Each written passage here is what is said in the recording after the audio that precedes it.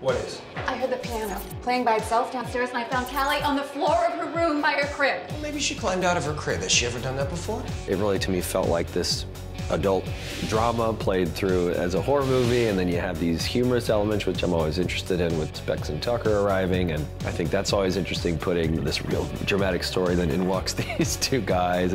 I love all that really interesting stuff that James and Lee do so well. Renee, I just want us to move on from this, that's all. I want us to be a normal family again. There is nothing normal about this, okay? These things are still here. Reading the script initially, that's what got me in. I was like, this is sort of like a family drama, and it just turns into a thriller. And that, for me as an actor, was definitely the way in to sort of empathize with the situation and make a reality of it.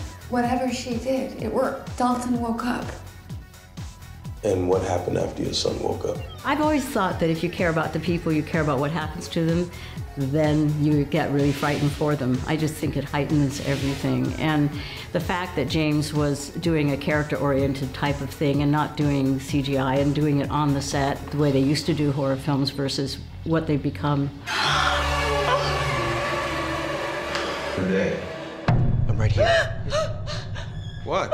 The idea of astral projecting, that when you're asleep at night, your soul or your spirit or whatever you want to call it, your astral body, leaves your physical body and goes floating off.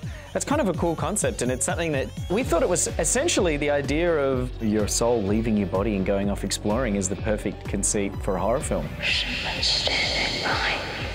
And that's one of the main things that gets us excited when it comes to stories, is some idea or concept that we feel like has not been used before, and we hadn't seen astral projection in any other film. Yeah, we're super excited, you know, just the chance to continue telling the story about these characters that we started in the first one, you know. I've never directed a sequel before. This is my first sequel, so it's actually challenging but fun at the same time. And I really like that. You know, I love the characters that we've created in the first film, and the chance to come back to work with the same actors again, playing the same people. This is like coming home. These like people that I know, like my friends. So it was really cool in that respect. Mom, get Dalton out of here, call an ambulance!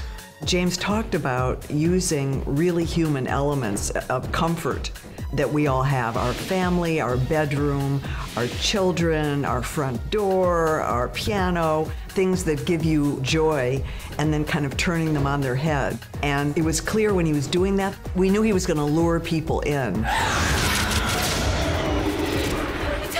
James, he gives the audience credit, you know, because we all have that stuff in our heads, and I think he just kind of takes you to the edge, and you contribute to it too. Well, I don't know if I'll be able to see this movie. It was genuinely scary just reading this. I was like, this is ridiculous. I'm actually scared.